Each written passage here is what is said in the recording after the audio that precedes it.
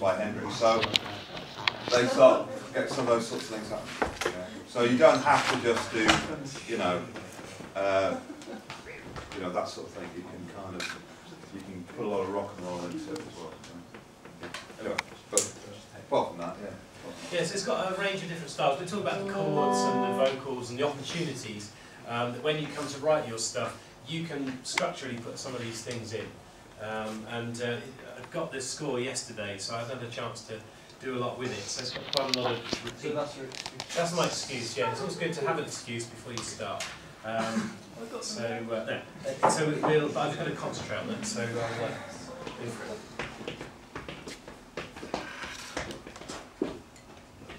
That's about right. Is that right? 1, 2, 3, 4.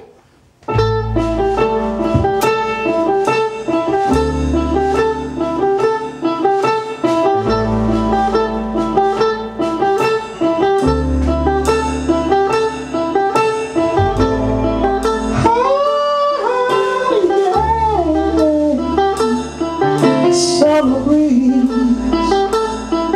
all in my mind.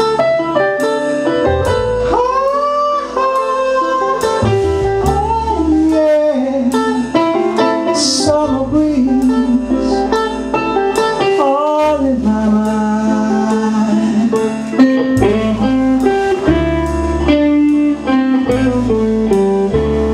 No, no, no, no, all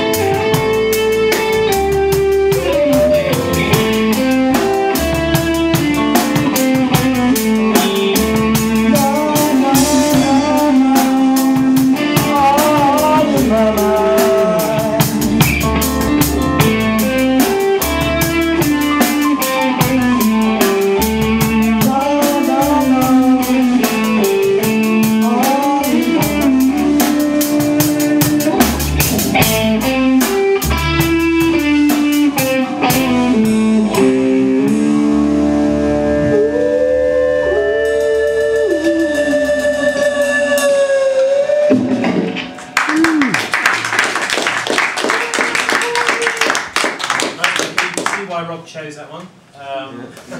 Big opportunity for getting some guitar, which is always good.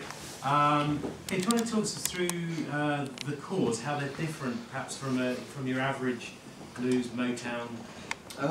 Yeah, well, it was written by, funny enough, because I found out this at the weekend. I always thought it was one of their originals, but they did quite a lot of covers actually. But this was written by Seals and Croft, who are a British songwriting duo, sort of soft rock, sort of a fun, sort of country soul sort of thing. I don't know, from a few, you know, about that time, and so it's got some nice R&B sort of chords in from that jazzy. It's got very jazzy and kind of, it's got those sorts of. You've got a minor 7 chords to start with. Yeah, minor 7ths, minor 9ths,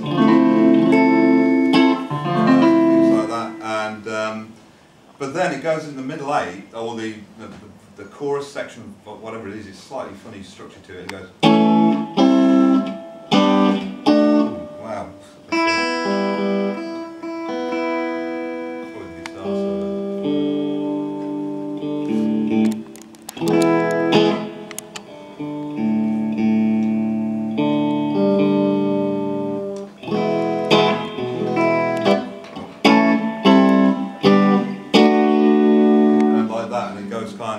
Into a sort of like a slightly major kind of like more of a rock sort of chord sequence there, and then it goes back to sort of like to sort of minor 7s, G7, sus4s and things like that. So it's got an interesting mixture of different styles chord-wise, you know. Yeah. We've got some suspended chords as well, haven't we? We've got C7 sus4, which is expected to go. So you've got lots of ambiguity, which makes it sound really got somewhere to resolve to. The intro is really really cool because it gives Lee a chance to improvise over that. So when you write your songs, you know, put in something that a section. This has only got 2 chords in, where the singer feels comfortable to improvise over. Because usually if you put lots of different chords in there, they're not really going to get much out of it. So this song's got complexity, and it's got simplicity, and you know, it's got beauty in the chords. It's got bits of jazz, bits of blues, bits of soul, all sorts of stuff in there. And then it's an opportunity for everybody to kind of have a bit of a shine in there as well. I mean, there's not a huge amount going on in terms of bass, is it? It's just a sort of a ballad, really, isn't it? It's gatekeeping, really. You can't assume the bass notes are the roots of the chords in a song like this. In fact, there's one note I still haven't got. I think it's a B flat, but I'm not quite ready to play it.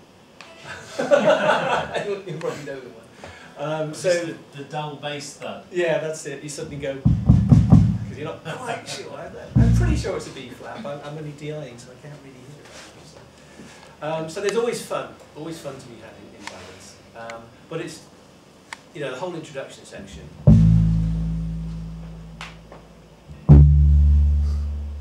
It sounds really simple, but if that first note isn't there, and it's slightly late, everybody knows, everybody.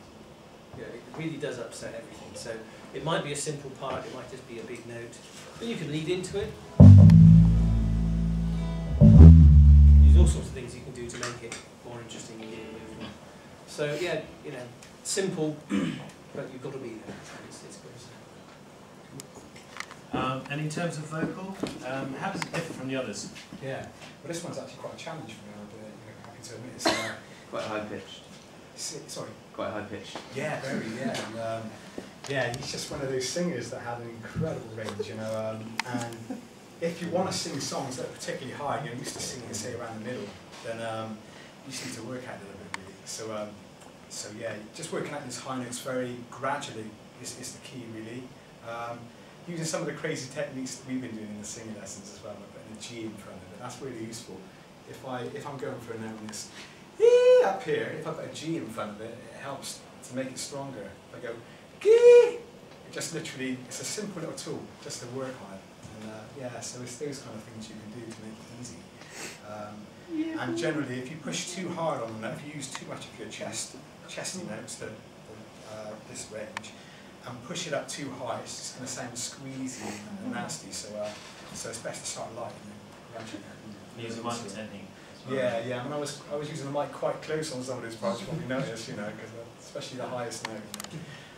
Because unless you're used to singing those notes up high really powerfully all the time, yeah, you just need to use your mic. And pull a face as if it hurts. And then people go, oh yeah, that's a high note, that must hurt. It does help to force a smile actually when you go for a high note a little bit, yeah, because the acoustics wise, kind of lifts everything up. Makes it brighter. Yeah. Okay, the next one